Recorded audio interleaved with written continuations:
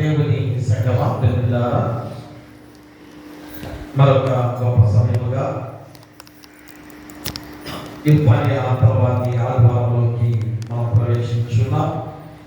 ఇఫ్ఫానియా అనగా అన్యజనులకు దేవుని ప్రత్యక్షత. ఎందుకనగా నాడు మరి ఇశ్రాయేలుల దేవుని స్వాస్థ్యముగా పిలువబడిన ప్రజలు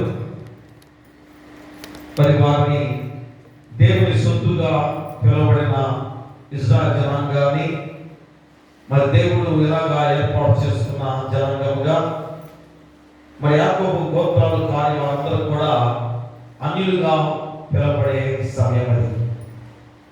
అలాంటి సమయంలో మరి దేవాది దేవుడు ఈ లోకంలో జన్మించి నరావతారిగా పరిపూర్ణమైన మానవుడిగా లోకంలో జన్మించి ఆయన అన్ని జనులకు ఏ రీతిగా ప్రత్యక్షపరుచుకున్న రోజే ఇఫ్ఫానియా పండుగ మరి ఎంత గొప్పగా జరుపుకునేవారో అది ఈ వారి మధ్యలో వచ్చిన పండుగ. అందుకని ఈరోజు ఇఫ్ఫానియా తర్వాతి ఆదివారంగా పిలువబడుతూ ఈరోజు మన మొదటి ఆదివారంలో ప్రవేశించిన గొప్ప సమయం.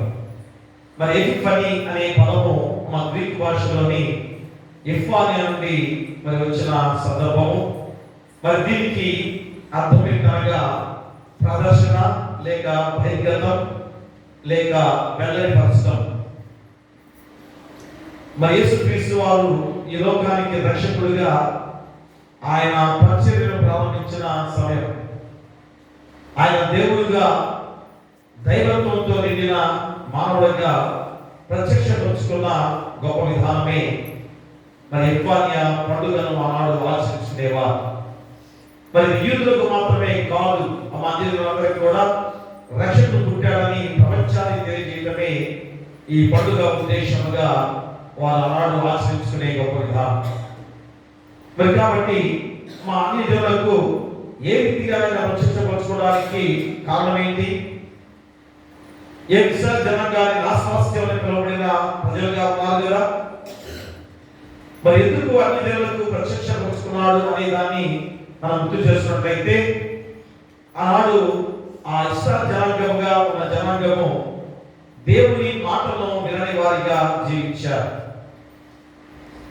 అందుకని తమ ఇశ్రాయేలు జాతిని బట్టి దేవుడు ఎంతగా మనస్తాపం చెంది, అయ్యో వీరిని నా సొత్తు అనుకున్న ఈ ప్రజలు నా మాట వినని వారిగా ఉన్నారు కాబట్టి అన్యజనులకు కూడా తన బిడ్డలు కావడానికి అవకాశం ఇచ్చిన సందర్భం. అంటే ఇశ్రాయేలు జనాంగమే నా సొత్తు అంటే మిగతా వారు దేవుని వారు కాదని అర్థమా ప్రియులా? అందుకని ఈరోజు ఇశ్రాయేలు జనాంగాన్ని ఎందుకు దేవుని మాట వినకుండా ఆ జరిగిన ప్రణాళికలో ఒక భాగమైంది. ఎందుకనగా అన్యజనులు కూడా దేవుడు ఏర్పాటు చేసిన వారి మరి దేవునికి విరుద్ధంగా ఉన్నారు కనుక, దేవుని అసలు తెలియని వారిగా ఉన్నారు కనుక అన్యజనులు అనే పేరు మాత్రం వారికి ఇవ్వాలి. కానీ అందరినీ సృష్టించింది కూడా దేవుడే. అందుకనే మన ఇశ్రాయేలు జనాంగాన్ని ఏ రీతిగా కొన్ని రోజులు వారు దేవుని మాటకి మా విరుద్ధంగా జీవించిన విధానంలో వారికి కఠిన హృదయాలు కలిగించింది కూడా దేవుడే అనేది కూడా మనం గుర్తు చేసుకోవాలి. ఎందుకనగా అన్యజనులకు అవకాశం ఉండడానికి మరి అన్యజనులు దేవుని పెట్టే కదా, వారిని దేవుని యొక్క దర్శనం కలగకుండా దేవుని యొక్క పరిచయం ద్వారా వారు కూడా దేవుని ఆశీర్వాదాలు పొందుకోవాలి కదా.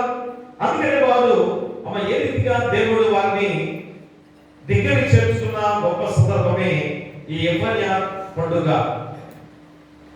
కాబట్టి ఇఫ్ఫానియాకి అర్థం ఏంటి? అన్యజనులకు దేవుని ప్రత్యక్షత. అంటే ఒక్క ఇశ్రాయేలు జనాంగము కాని వారు మాత్రమే అనుకుంటున్నారేమో, మా కాదు. ఎవరైతే దేవుని మరి విశ్వాసం లేని వారిగా ఉన్నారో, మా దేవునిపై నమ్మకం ఉంచకుండా జీవిస్తున్నారో వారందరూ కూడా అన్యజనులే ప్రేమలా. ఎందుకంటే గతంలో అన్యులైన మనము అవిధేయులుగా ఉన్నామనేది మరి ఇశ్రాయేలు జనాంగాన్ని ఈరోజు మనం గుర్తు చేసుకున్నట్లయితే, మరి ఈరోజు మనం కూడా ఒకసారి ఆలోచన చేస్తే మరి దేవుని క్రైస్తవులుగా దేవుని బిడ్డలుగా మనం ఉన్నాం అనుకుంటున్నాం. కానీ దేవుని క్రియలుగా నువ్వు చేయకపోతే, మా దేవుని యొక్క పనులు నువ్వు చేయకపోతే, మంచి విధానంలో నువ్వు లేకపోతే నువ్వు అవిధేయుడవి, దేవునికి విధేయత కలిగిన వాడు కాదని ఈరోజు మళ్ళా నీకు గుర్తు చేస్తున్న సందర్భమే ఈ ఎఫ్ఆర్ఆర్ తర్వాత మొదటి ఆదివారముగా మనందరం కూడా గుర్తు చేస్తున్న గొప్ప విధానం.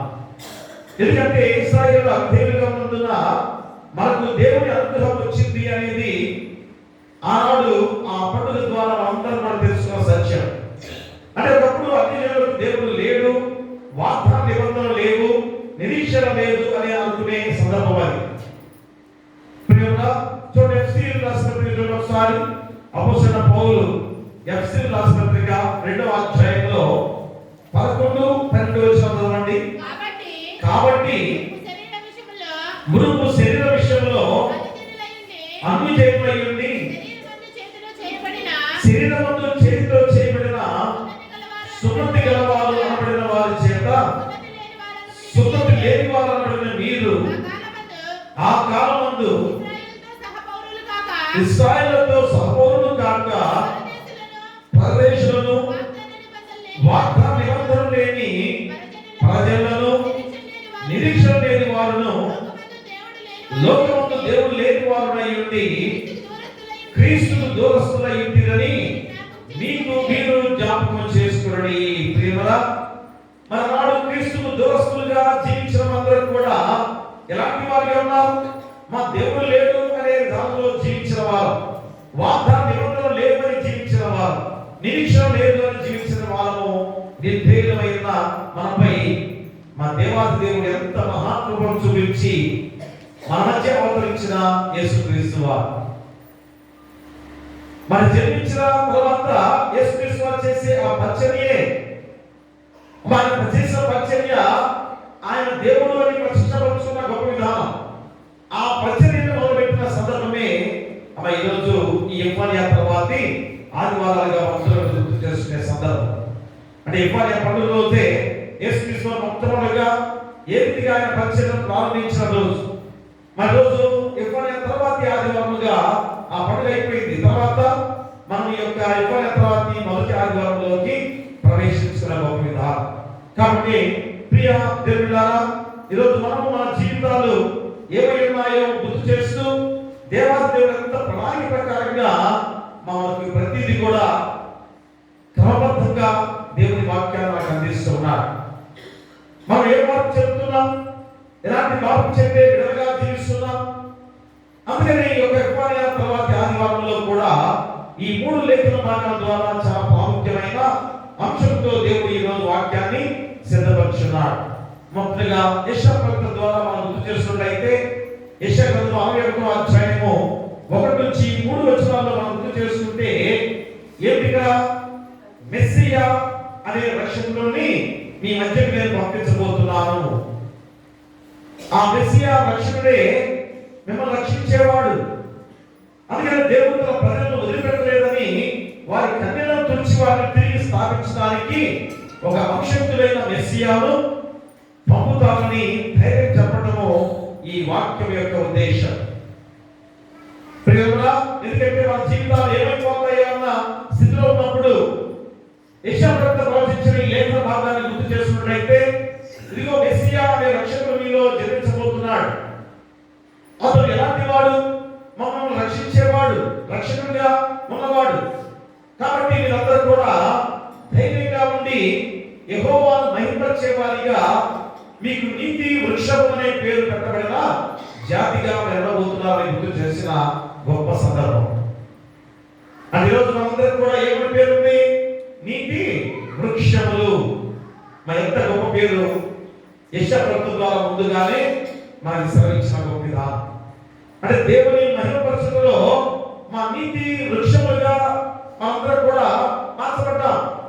అదే చూడండి, లేవి కాండం చూడండి ఒకసారి. లేవి కాండము 25వ అధ్యాయం చూడండి ఒకసారి. లేవి కాండంలో 25వ అధ్యాయము 10వ వచనం చదవండి. మీరు ఆ సంవత్సరమును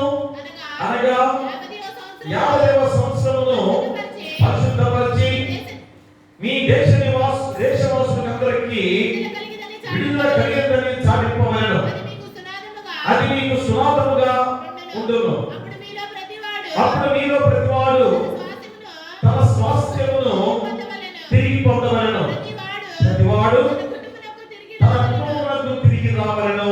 బబులోను చెరలో మా దాస్యంలో బ్రతికిన ఇశ్రాయేలు జనాంగాన్ని మా విడుదలైన తర్వాత ఏం జరిగిందో ఆ యొక్క లేవి కాలంలో మనం గుర్తు చేసిన సందర్భం. 50వ సంవత్సరమున పరిశుద్ధపరిచి మీ దేశ నివాసులందరికీ విడుదల కలుగునని చాటించవలెను. అది మీకు సునాదముగా ఉండును. అప్పుడు మీలో ప్రతివాడు తన స్వాస్థ్యమును తిరిగి పొందవలెను. ప్రతివాడు తన కుటుంబమును తిరిగి రావలెను. ఆ సంవత్సరం అనగా 50వ సంవత్సరం మీకు సునాద కాలము. అందులో మీరు విత్తకూడదు, కాలు పంటలు కోయకూడదు, శుద్ధిపరచని ఫలవృక్షముల పంటను ఏరుకోకూడదు. అది సునాద కాలము. అది మీకు పరిశుద్ధమగును.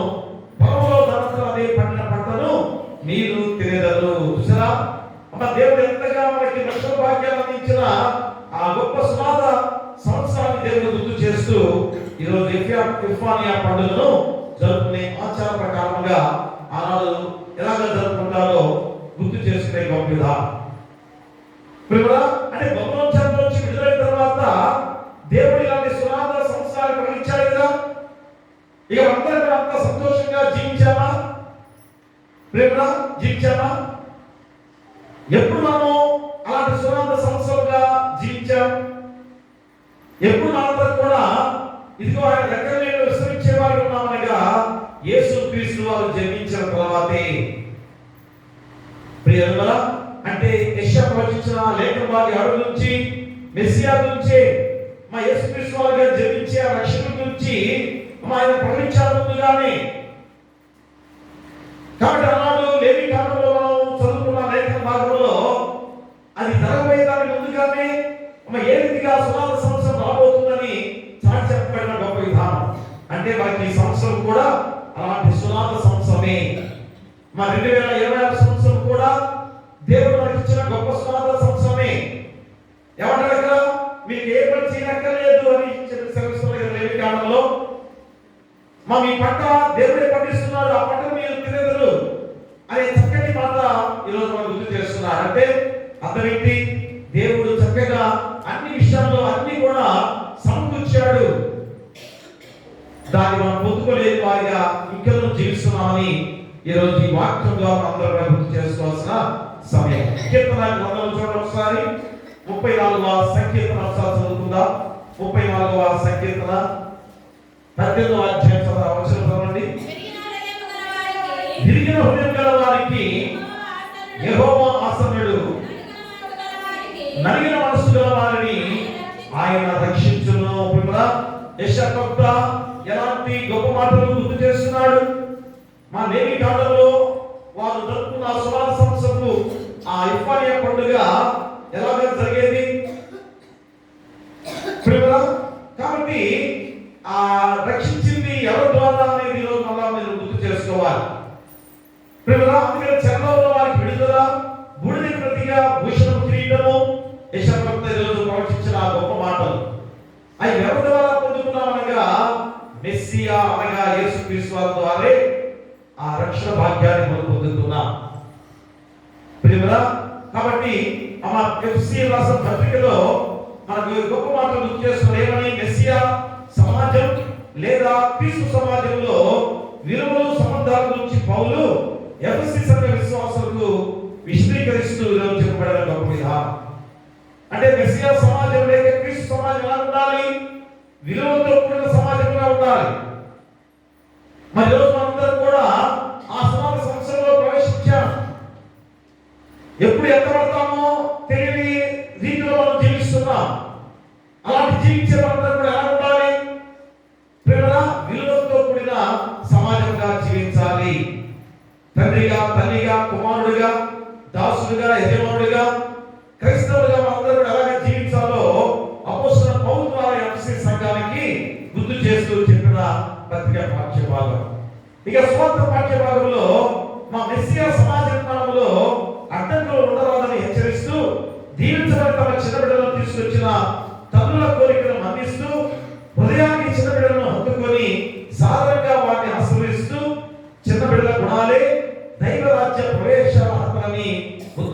ఇచ్చే గొప్ప విధానం.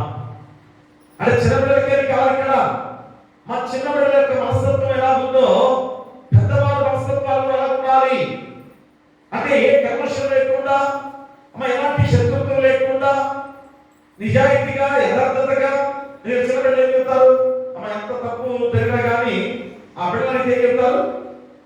ఎంత తప్పు చేసినా కానీ ఆ తప్పు నేను చేశాను ఖచ్చితంగా చెప్తారు కదా. కొద్దిగా గద్దిస్తే తండ్రి గద్దిస్తే ఏం చెప్తాడు? భయపడి నేను చేశానని చెప్తాడు. పెద్దవాళ్ళు చెబుతున్నారా?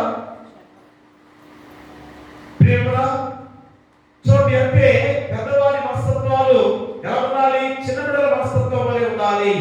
ఎలాంటి కపటం లేని వారిగా, యథార్థమైన జీవితాలతో జీవించే హృదయాలు గల వారిగా జీవించాలి అని మరి ఎంత గొప్ప వాక్యం ద్వారా స్వార్థ పాఠ్య భాగంలో దేవుని మనం గుర్తు చేసే గొప్ప సందర్భం. అందుకనే ఈ 3 లేఖన భాగాల ద్వారా మా దేవుడు చక్కటి అంశంతో వాక్యాన్ని మనం సిద్ధపరుచున్నారు. ఏ విధంగా విమోచించు కాపరిని అంగీకరించు వారే దేవుని రాజ్య వారసులు.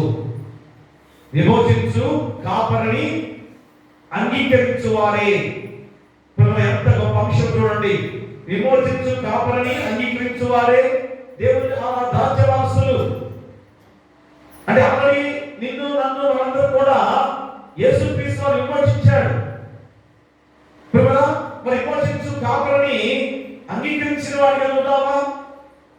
ఎవరైతే ఆయన విశ్వాసం ఉంచుతారో, ఎవరైతే ఆయనపై నమ్మకం ఉంచుతారో వారందరూ కూడా దేవుని రాజ్య వారసులే. అదే అంశం. విమోచించు కాపరిని అంగీకరించు వారే దేవుని రాజ్య వారసులు. మన వాక్యంగా చూస్తే మార్కు సువార్త 10వ అధ్యాయం 14వ వచనాన్ని మన వాక్యంగా మనం చూద్దాం. యేసుని చూచి కోపపడి చిన్న బిడ్డలు నా యొద్దకు రానియుడి, వారిని ఆటంకపరచవద్దు, దేవుని రాజ్యము ఇలాంటి వారిది. చిన్న బిడ్డలు నా యొద్దకు రానియుడి అంటే అక్కడ మా చిన్న బిడ్డల మనస్తత్వంలో ఉండే వారందరూ కూడా నా వారసులు. అలాంటి మనస్తత్వాలు కలిగి జీవించే వారికి ఉన్నామా? ఎందుకంటే ఈరోజు ఈ మార్కు సువార్త యేసుక్రీస్తు వారు మొట్టమొదటిగా పరిచర్య విధానాన్ని మార్కు సువార్త ద్వారా మనం గుర్తు చేస్తున్నాడు. ఎలాంటి పరిచర్య చేశాడు ఆయన? ఏ విధంగా పరిచర్యకు నాంది పలికాడు? అది ఈరోజు ఈ మార్కు సువార్తకుడే రాసినట్టు కూడా కొంతమంది పండితులు మనకు ముందుగా గుర్తు చేసే గొప్ప సువార్త పాఠ్యభాగం.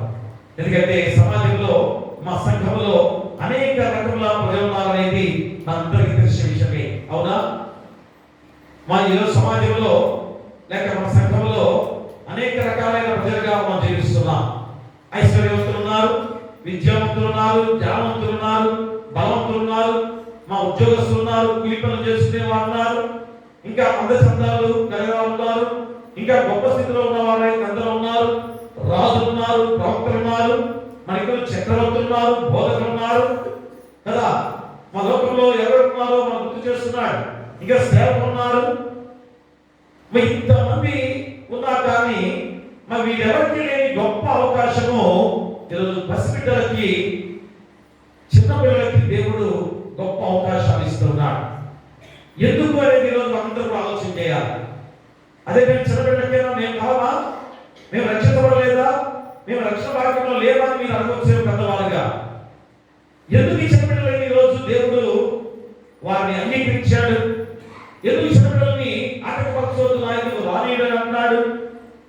ప్రియమల అదే కదా 14వ వచనంలో యేసుని చూచి కోపపడి చిన్నపిల్లల నాయకుడు రానీయుడి, వారిని ఆటంకపరచవద్దు, దేవుని రాజ్యము ఇలాంటి వారినే. ప్రియమల ఎందుకు అనేది మనం ఈరోజు మనం గుర్తు చేస్తున్నట్లయితే మా పుట్టిన దగ్గర నుంచి చిన్నపిల్లలుగా ఉన్న వారికి మాత్రమే ఈ అవకాశము అనేది కూడా ఈరోజు గుర్తు చేస్తున్నాడు.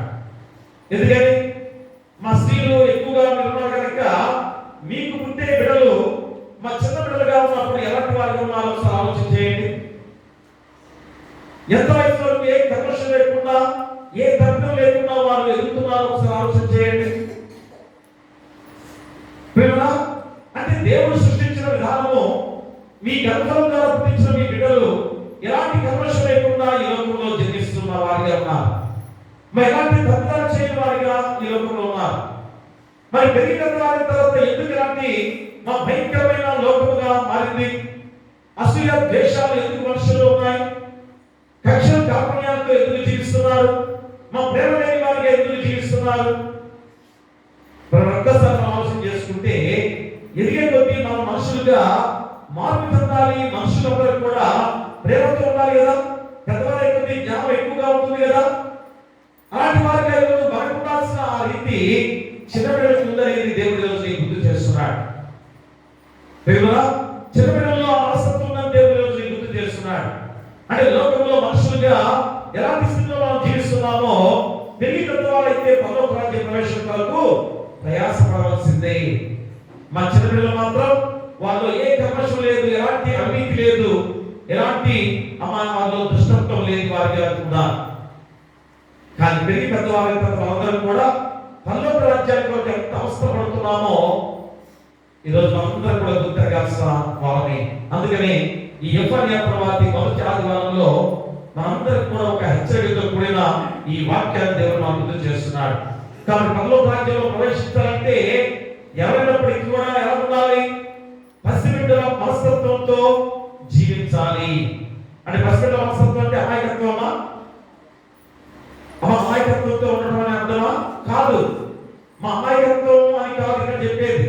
పసిబిడ్డల మనస్తత్వము కల్మషం లేని మనస్తత్వం, వాళ్ళలో ఏ శత్రుత్వం లేని మనస్తత్వం అని అడుగుతున్నాడు. అంతేగాని ఆ చిన్నపిల్లలంటే అమాయకత్వం కదండి, వాళ్ళకి ఏం తెలుసు అనే భావన మీకు ఉందేమో. కాదు. దేవుడు కోరుకునేది ఏంటంటే మీ హృదయంలో కల్మషం లేని హృదయం, మా ప్రేమతో కూడిన హృదయం, నమ్మకంతో కూడిన విధానం కదా. తండ్రి ఈరోజు ఎంత బలహీనుడైనా కానీ, ఎదుటి శత్రువు ఎంత బలవంతుడైనా కానీ నీ బిడ్డ ఎవరిపై నమ్మకం ఉంచుతాడు? ఎవరిపై నమ్మకం ఉంచుతాడు? తండ్రి పైన నమ్మకం ఉంచుతాడు. ఎంత బలహీనుడైనా కానీ తండ్రి, మా ఎదుటి శత్రువు ఎంత బలవంతుడైనా కానీ నా తండ్రే గెలుస్తాడు అని చెప్పేసి బిడ్డ ఖచ్చితంగా అనుకుంటాడు. అంటే తండ్రిపై ఎలాంటి నమ్మకం ఉంచుతాడో ఒకసారి ఆలోచించండి. అందుకని ఈరోజు దేవుని వాక్యము ఎంత గొప్ప వాక్యంగా మనం గుర్తు చేస్తూ యెషయా గ్రంథం ద్వారా ముందుగానే గుర్తు చేసే అంశం ఏదనగా దేవుని మహిమలో చిన్న బిడ్డల వలె ఉంటే నిన్ను విమోచిస్తాడు. విమోచించు కాపరిని అంగీకరించు వారే దేవుని రాజ్య వారసులు కదా. అందుకనే 3 అంశాల ద్వారా మొట్టమొదటి అంశం ఏం చెప్తున్నాడు? దేవుని మహిమలో చిన్న బిడ్డల వలె ఉంటే నిన్ను విమోచిస్తాడు. మనం ఎలాగ మహిమపరుస్తున్నామో ఆలోచన చేయండి. చిన్నపిల్లలు ఎలాగా మహిమపరుస్తున్నారో ఆలోచన చేయండి. చిన్నపిల్లలు ఎలాగా స్తుతిస్తారో ఆలోచన చేయండి. ఒకసారి ఈరోజు మా ప్రస్తుతాలు చిన్నపిల్లలకి ఒక్కసారి మన యొక్క ఆలోచన కూడా వారి వైపు ఆలోచన చేస్తే వారికి ఏం చెబితే అదే ఉంటారు కదా. దేవుని ఆలయంలో దేవుని మాటలు ఉంటే ఆ మాటలే చిన్నప్పటి నుంచే వారు ఎదిగి పెద్దవాళ్ళైతే వరకు దాని నుంచి తొలగిపోయే విధానం కూడా మనం గుర్తు చేసుకోవాలి. అదే కదా మనకి ఆ సామెతల గ్రంథంలో కూడా బాలుడు నడవలసిన త్రోవను వారికి నేర్పించును, వాడు పెరిగి పెద్దవాడైతే దాని నుంచి తొలగిపోడు. కాబట్టి బాలుడు నడవలసిన త్రోవను వారికి నేర్పించాలి. అందుకని తల్లిదండ్రుల బాధ్యత దేవునికి ఏర్పాటు చేసిన లోకంలో కాబట్టి ఇక్కడ మా దేవుని మహిమలో చిన్న బిడ్డల వలె ఉంటే నిన్ను విమోచిస్తాడు. ఖచ్చితంగా చూడండి, యెషయా గ్రంథం 61వ అధ్యాయంలో 3వ వచనాన్ని చదువుకుందాం. సియోనులో దుఃఖించు వారికి ఉల్లాస వస్త్రములు ధరింపచేయుటకును, బూడిదకు ప్రతిగా భూదండను, దుఃఖములకు ప్రతిగా ఆనంద తైలమును, భారవంతమైన ఆత్మకు ప్రతిగా స్తుతి వస్త్రమును వారి ఇచ్చుటకును ఆయన నన్ను పంపి ఉన్నాడు. యెహోవా తన్ను మహిమపరచుకున్నట్లు నీతి అను మస్తకి వృక్షమనియు యెహోవా నాటిన చెట్టుననియు వారికి పేరు పెట్టబడను. ఎవరైతే దేవుని యెహోవా తన్ను మహిమపరచుకున్నట్లు నీతి అను మస్తకి వృక్షమనియు యెహోవా నాటిన చెట్టుననియు వారికి పేరు పెట్టబడను. అంటే మనందరికీ కూడా యెహోవా దేవుడు ఏ విధంగా పేరు పెట్టాడు అంటే దేవుని ఎవరైతే మహిమపరుచుకుంటారో వారందరికీ కూడా నీతి వృక్షమనియు మధ్య యెహోవా నాటిన చెట్టుననియు మనకు పేరు పెట్టబడిన గొప్ప విధానం. అంటే ఈరోజు మనందరం కూడా దేవుని సృష్టి, మా దేవుని సృష్టిలో భాగమే, దేవుని పోలిక సృష్టించబడ్డ మనుషులమే. అలాంటప్పుడు దేవుని ఎలాగ మహిమపరచుకోవాలి, మా దేవుని ఏ విధంగా ఆరాధించుకోవాలి, ఎలాంటి కల్మషం లేని హృదయాలతో ఆరాధించుకోవాలి. అది చిన్న బిడ్డలవలే ఆ మనస్తత్వాలు మనకు కూడా ఉండాలని చెప్పబడిన గొప్ప విధానం. కానీ ఎన్నో కల్మషాలు పెట్టుకున్న, ఎన్నో భయంకరమైన ఆ విధానాలు మన హృదయాల్లో పెట్టుకొని దేవుని ఆరాధించే వారిగా జీవిస్తున్నామా? మా దేవుని ఆలయానికి వచ్చి కూడా అయ్యో సమయం చాలా అయిపోతుంది, అది ఒక కోర తెచ్చుకున్నానే, లేక పలానా పని ఉంటే, లేక అక్కడికి వెళ్ళాలి ఎక్కడికి వెళ్ళాలి ఆలోచనలు చేయట్లేదా? నాకేదో పని ఉంది, వేరే పని ఉందని ఆలోచన చేయట్లేదా? ప్రేమరా, ఈ విశ్వాస దినాన్ని దేవుడు పరిశుద్ధంగా ఈ రోజంతా కూడా గర్భాన్ని చెప్పి సమీక్షే గొప్ప విధానం. నువ్వేమనుకుంటున్నావు? ఒక అరగంట దేవుడి ఆలయంలో కూర్చొని ఈ రోజంతా కూడా నాకు వేరే పని చేసుకుంటే మంచిది అనుకుంటున్నావు.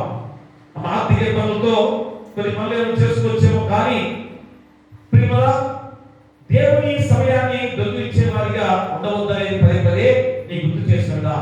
ఒక్క 5 నిమిషాలు గడిస్తే చాలు కదా, అయ్యో టైం పాస్ గారు చాలా తిన్నాడంటే పాస్ గారు వాక్యం ద్వారా ఇంతసేపు ఉంటున్నారని చెప్పి ఆలోచన చేస్తున్నారు.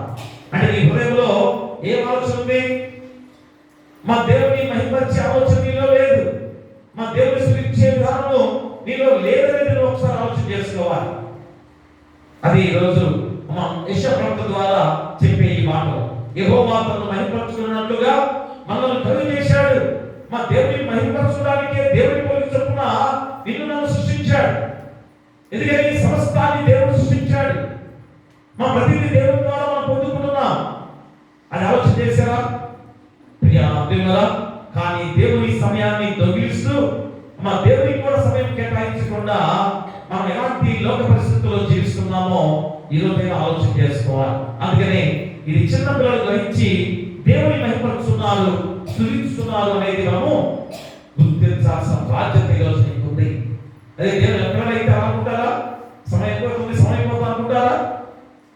నా పడుతుంది అనుకోగలరా? ప్రియరా, చూడండి ఒక్కసారి మన ఆలోచనలు ఎలాంటి స్థితిలో ఉన్నాయో ఒకసారి ఆలోచన చేసుకోండి. ప్రియా దేవుడా, చూడండి కీర్తనకారుడు 8వ అధ్యాయం చూడండి ఒకసారి. 8వ అధ్యాయం ఒకసారి చూద్దాం. 8వ అధ్యాయం 2వ వచనం చదవండి. శత్రువులను పగ తీర్చుకుని వారిని మాన్పివేయుటకై నీ విరోధులను బట్టి వారి యొక్కయు శత్రువుల యొక్కయు స్తుతుల మూలమున నీవు ఒక దుర్గము స్థాపించి ఉన్నావు. శత్రువులను పగ తీర్చుకుని వారిని మాన్పివేయుటకు కై నీ విరోధులను బట్టి వారి యొక్కయు చనిపిల్లల యొక్కయు స్తుతుల మూలమున నీవు ఒక దుర్గము స్థాపించి ఉన్నావు. చిన్న బిడ్డల ప్రార్థన దేవుడు అంగీకరిస్తున్నాడు. మా చిన్న బిడ్డల యొక్క ప్రార్థన అంగీకరించి ఒక దుర్గాన్ని కట్టించి శత్రువులను ఏ విధంగా తొలగొట్టించిన దేవాది దేవుడు. చూడండి, గొప్ప మాట ఈరోజు కీర్తనకారుల ద్వారా, ఎంతో సంకీర్తనకారుల ద్వారా చెప్పబడిన ఆ ప్రవచనము ఎక్కడ నెరవేర్చబడిందో మనం గుర్తు చేసుకుంటే, మా చిన్న బిడ్డలు దేవుని స్తుతించడం ద్వారా వెళ్ళే స్తుతులు స్తోత్రములను దేవుడు ఒక కోటని నిర్మించుకున్నాడు. ఎందుకని? మరి పెద్దవాళ్ళు మేము ఎంతగా ప్రార్థన చేస్తున్నామే, అయ్యో కన్నీటితో కేకలు పెడుతూ ప్రార్థన చేస్తున్నామే, కన్నీరు కాల్చి నీరంతా కూడా ఒలుగుతూ ఉంటే అంత గొప్ప ప్రార్థన చేస్తుంటే ఆ చిన్న బిడ్డలు చేసే ప్రార్థన గొప్పదని ఈరోజు ఈ యెషయా ప్రవక్త ద్వారా కూడా ఎందుకు గుర్తు చేస్తున్న సందర్భం? దేవుని బిడ్డలారా, కల్మషం లేని హృదయాలు కలిగి ఉండాలి. మనం చేసే ప్రార్థన ఎలాంటి అసూయతో చేయకూడదు. అమ్మా, ఎవరి మీద ద్వేషం లేకుండా నీ ప్రార్థన ఉండాలి. ప్రేమతో నీ ప్రార్థన ఉండాలి. అది దేవుడి రోజు కోరుకునే ఆ ప్రార్థన. అందుకనే చిన్న బిడ్డల ప్రార్థన అంగీకరించి ఒక దుర్గాన్ని కట్టించండి. అమ్మ, దేవాది దేవుడు సెలవించిందా? అది ఎలాగ నెరవేర్చబడిందో మత్తయి సువార్త ద్వారా గుర్తు చేస్తున్నాడు. చూడండి ఒకసారి మత్తయి సువార్త 21వ అధ్యాయం చూడండి. మత్తయి సువార్త 21వ అధ్యాయంలో ఆ మాట దేవుడు వాళ్ళ ఇక్కడ గుర్తు చేస్తున్నాడు. 15, 16 వచనాలు. కాగా ప్రధాన యాజకులను శాస్త్రులను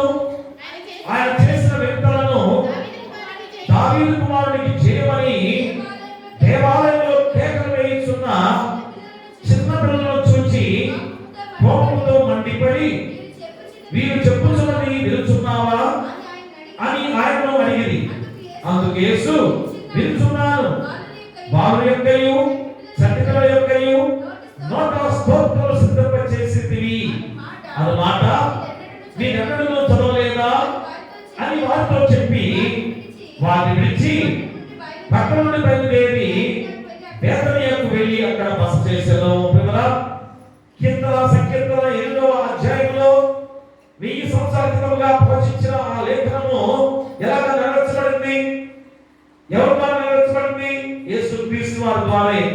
ఆ యేసుక్రీస్తు వారు ఏ విధంగా ఆయన్ని దావీదు కుమారుడా జయం చేయమని చిన్నపిల్లల కేకలు వేస్తున్నారు. సందర్భంలో మా చిన్నపిల్లల కేకలు వేస్తున్నారు, ఎవరు మెస్సియా, మా లోకరక్షకుడు. ఆ చిన్న బిడ్డలు ఎలాగ తెలుసుకోగలిగారు? చిన్ని చిన్ని హృదయాలు ఎలాగ తెలుసుకోగలిగారు? అందుకని అక్కడ అందరూ కూడా కోపడ్డారు, చిన్న బిడ్డలు ఏంటి మీరు కేకలు వేస్తున్నారు, దావీదు కుమారుడా జయం చేయమని ఎందుకు అంటారు అని పెద్దవాళ్ళు గద్దిస్తున్నారు.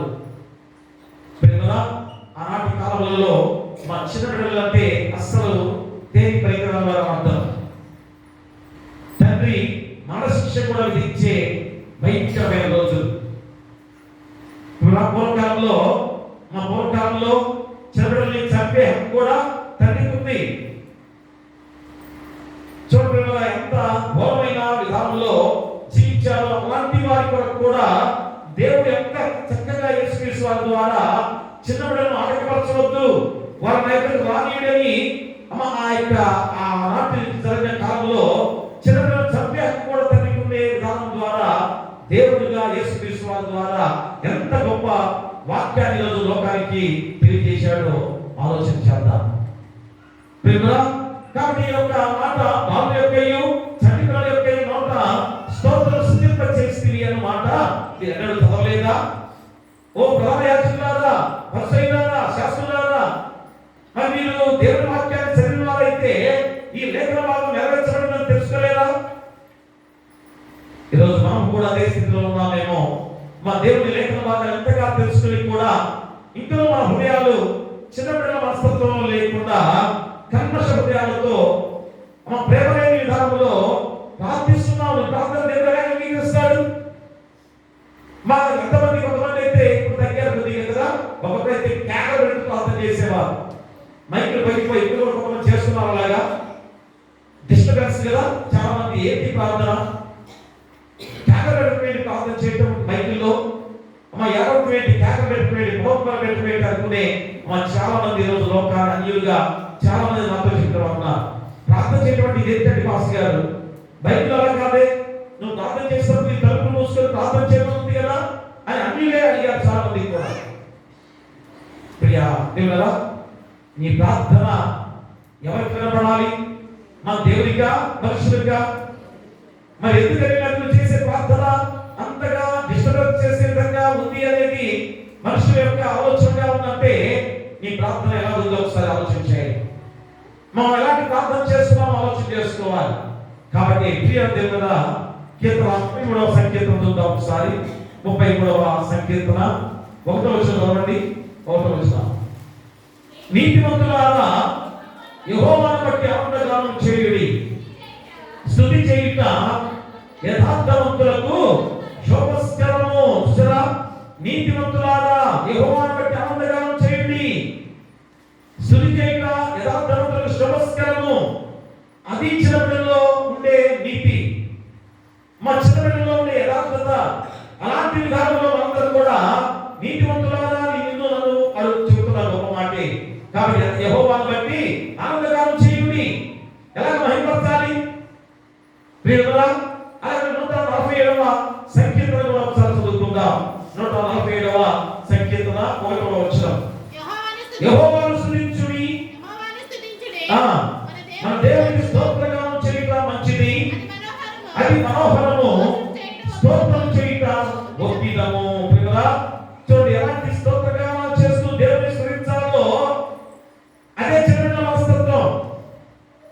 కాబట్టి దేవుని మహిమపరచడంలో చిన్న బిడ్డల ఉంటే నిన్ను విమోచిస్తాడు ఖచ్చితంగా. ఇక రెండోదిగా మా తల్లిదండ్రుల యొక్క బాధ్యత ద్వారా పిల్లలను పరలోక వారసులుగా చేస్తే నీ కుటుంబాన్ని విమోచిస్తాడు. చాలా పెద్ద అంశం కదా. రెండోది మేమన్నాడు, తల్లిదండ్రుల బాధ్యత ద్వారా పిల్లలను పరలోక వాసులుగా చేస్తే మా చాలా జాగ్రత్త ఆలోచించేయండి. ఎందుకు తల్లిదండ్రులుగా ఒక బాధ్యతగా దేవుడు ఏర్పాటు చేశాడు? మీ గర్భాల పిల్లలు ఎందుకు పుట్టించాడు దేవుడు? మా పిల్లల్ని ఎలా పెంచాలి? అదే తల్లిదండ్రుల బాధ్యత ద్వారా పిల్లలను పరలోక వాసులుగా చేస్తే నీ కుటుంబాన్ని విమోచిస్తాడు. పెద్ద అంశం కదా. రెండవ అంశము చాలా పొడుగుగా ఉందంటే దీనిలో చాలా చాలా అర్థం కూడా ఉందని గ్రహించాలి. ప్రేమలా అంటే తల్లిదండ్రుల బాధ్యత ఏంటో నీకు గుర్తు చేస్తున్నాడు. మా పిల్లల బాధ్యత ఏంటో నీకు గుర్తు చేస్తున్నాడు. నీ కుటుంబ పరంగా నీ బాధ్యత ఏంటో ఈరోజు ఎఫ్ఎస్సీయులకు రాసిన పత్రికలో 6వ అధ్యాయము 4వ వచనం ద్వారా మనకు గుర్తు చేస్తున్నాడు. చూడండి ఒకసారి. తండ్రులారా, మీ పిల్లలకు కోపము రేపక ప్రభు యొక్క శిక్షలోను బోధనలోను వారిని పెంచుడి. ఎందుకు ఈరోజు మా పిల్లల గురించే ముందుగా చెప్పాడు కదా అపొస్తలుడు పౌలు. 6వ అధ్యాయంలో పిల్లల గురించి మొట్టమొదటి చెప్పాడు కదా. పాస్టర్ గారు మీరేంటి ఈ విధమైన వాక్యాన్ని తీసుకొని ముందుగా తండ్రులారా అని ఎందుకు గుర్తు చేస్తున్నారు? ప్రియ దేవుని బిడ్డలారా, ఈరోజు తల్లిదండ్రులుగా మనకి బిడ్డల్ని బాధ్యతగా దేవుడు అప్పగించాడు. మా చిన్నపిల్లలకి ఏం తెలుస్తుంది అనేది కదా, అమాయకత్వంతో ఉండేవారిని కదా. మరి వారికి వారే ఈరోజు వారి ప్రార్థన దేవుడు అంగీకరిస్తున్నారని చెబుతున్నప్పుడు మా తల్లిదండ్రులుగా మీరు చేయాల్సిన బాధ్యత ఎంతో నీకు గుర్తు చేస్తున్నాడు. అందుకనే సామెతల 22వ అధ్యాయం ఆలోచన ఏం చెప్పాడు? వాళ్ళు నడవలసిన త్రోవను వారికి నేర్పించుము, వాడు పెరిగి పెద్దవాడైన తర్వాత దాని నుంచి తొలగిపోడు. చిన్ననాటి నుంచి దేవుని శిక్షలో దేవుని బోధనలు పెంచితే వాడు పెద్దవాడైతే ఎలా ఉంటాడు? మా ఈరోజు ఎలాంటి స్థితిలో మీ పిల్లలు ఆలోచన చేస్తున్నారా? 18 ఏళ్ళు రావట్లేదు, 15 ఏళ్ళు రావట్లేదు, 19 ఏళ్ళు రావట్లేదు. మా ఆడపిల్లలేమో 13 ఏళ్ళకి 14 ఏళ్ళకి పెళ్లిళ్ళ కాడికి కూడా వెళ్తున్న వారిని చూస్తుంటే ఏం చేయాలి మీరు? అమ్మ ఏ విధమైన కుటుంబ బాధ్యతని 18 ఏళ్ళకి 13 ఏళ్ళకి అమ్మ చేయగలరు. మా పిల్లలేమో 18 ఏళ్ళు నిండకుండా కూడా పెళ్లి కూడా చేసుకునే వారిగా జీవిస్తున్నారంటే తల్లిదండ్రులుగా మీరు ఏ విధంగా పిల్లలు నేర్పిస్తున్నారు? ఏ విధంగా మార్గాలు చూపిస్తున్నారు? 21 సంవత్సరాలు చెప్పారు కదా, 20 నిండాలి. మా ఆడపిల్లకి 18 నిండాలని చెప్తే ఎంత స్పీడ్గా వెళ్ళిపోతున్నారంటే 17 ఏళ్ళకి ఆడపిల్లలేమో మగపిల్లలేమో 15, 16 ఏళ్ళకి ఏకంగా పెళ్లి కూడా చేసుకోవాలని నిర్ణయానికి వచ్చారు. నేను ఎక్కడో పేపర్లో రాశాను, 15 ఏళ్ళకి అమ్మ ఎన్నో పెళ్లిళ్ళు అక్కరాలి ప్రాంతంలో ఎన్నో సంఘటనలు జరిగాయని చెప్పేసి రాశారు. మొత్తం దాదాపు 20 సంఘటనలు జరిగాయట. 18, 19 ఏళ్ల లోపులో 13, 15 ఏళ్ల లోపు ఆడపిల్లలకి 18, 17 ఏళ్ల లోపు మగపిల్లలు ఏకంగా పెళ్లి కూడా చేసుకున్నారని అమ్మ లిస్టు రాశారు. 20 మంది లిస్టు రాశారు. తెనాలి ప్రాంతంలో ఒక్క ప్రాంతంలో ఈరోజు మా ప్రాంతంలో కూడా జరిగాయి, జరుగుతున్నాయి కూడా కదా. ప్రియ దేవుడా, ఎందుకని అనగా తల్లిదండ్రుల యొక్క బాధ్యత ఎలా ఉందో మీరు ఆలోచన చేసుకోవాలి. మీరు ఏ విధమైన నడక నడుస్తున్నారో, మీ ప్రవర్తన ఎలా ఉందో ఆ ప్రవర్తన బట్టి బిడ్డ నడుస్తున్నారు. మా తండ్రి చూసి బిడ్డ నడవాలి, తల్లిని చూసి బిడ్డ నడవాలి కదా. అది ఈరోజు మనం గుర్తు చేస్తున్నాడు. ఎవరు నేర్పవలసింది? బాలు నడవలసిన త్రోవను నేర్పించాలని ఎవరు చెప్పింది? మా చూడండి ద్వితీయోపదేశకాండంలో 4వ అధ్యాయం చూడండి ఒకసారి. ద్వితీయోపదేశకాండము 4వ అధ్యాయంలో 9వ వచనం ఒకసారి. ద్వితీయోపదేశకాండము 4వ అధ్యాయము 9వ వచనం. అయితే నీవు జాగ్రత్త పడము, నీవు కన్నులారా చూచిన వాటిని మరువైనట్లును అవి నీ జీవితకాలం అంతయు నీ హృదయంలో నుండి తొలగిపోకుండానట్లును నీ మనసును బహు జాగ్రత్తగా కాపాడుకును. నీ కుమారులకును నీ కుమారులకును వాటిని నేర్పి నువ్వు జాగ్రత్త పడము. నీవు కన్నులారా చూచిన వాటిని మరువైనట్లును అవి నీ జీవితకాలం అంతయు నీ హృదయంలో నుండి తొలగిపోకున్నట్లును నీ మనస్సును జాగ్రత్తగా కాపాడుకును. అవి నీ కుమారులకును నీ కుమారులకు వాటిని నేర్పి అంటే మనవాళ్ళకు కూడా నేర్పే తండ్రిగా తల్లిగా నువ్వు ఉండాలి. ప్రియమా, ఏం నేర్పుతున్నా, ఏం నేర్చుకుంటున్నారు? మా దేవుని పాటకేమో చక్కగా దేవుని పాట స్థుతిగానం చేస్తుంటేనేమో తప్పుడు అని చెప్పేసి అంటున్నారు కదా, మా తప్పు అని చెప్పేసి అంటున్నారు కదా. మరి మీరు చేసే వేషాలైతే, మీరు చేసే పనులైతే ఆలోచన లేదా? ఒక్కసారి ఆలోచన చేసుకుంటే మరి ఎలాంటి దేవుని స్థుతిగానం చేయడం తప్ప? ప్రియ దేవుని ఒక్కసారి ఆలోచన చేస్తే తల్లుల యొక్క బాధ్యత ఏంటో మా ఈరోజు నీకు గుర్తు చేస్తున్నాడు. అందుకనే తల్లిదండ్రులే అమ్మ ఇది బిడ్డలకి నేర్పించాల్సిన బాధ్యత ఎక్కడుంది? చూడండి, పక్కనే చూడండి, ఆ ద్వితీయోపదేశకాండం 6వ అధ్యాయంలో 6-7 వచనాలు చూడండి. అక్కడ నేను నీకు ఆజ్ఞాపించి మాటలు నీ హృదయంలో ఉండలను. మొట్టమొదటిగా తల్లిదండ్రుల హృదయంలో ఉండాలి కదా.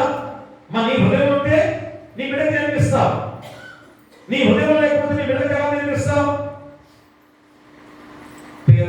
ఒక్కొక్కరు చూస్తుంటే దేవుని కార్యాలే మన చెరపట్టడానికి మద్యం సేవించి ఎంత భయంకరంగా తాగేస్తున్నారో, దేవుని కార్యాన్ని చెరపట్టాలని తాగించే వారు కూడా జీవిస్తున్నారంటే అంత భయంకరం. దేవుని కార్యం చెరపట్టాలని మద్యం కూడా ఉపయోగించి మీద పంపిస్తున్నారు కొంతమందిని కదా. కొన్ని చోట్ల ప్రియమల చాలా జాగ్రత్తగా ఉండండి. ఎంత ప్రమాదకరమైన స్థితిలో తల్లిదండ్రులుగా ఉన్నామో ఒక్కసారి ఆలోచించేయండి.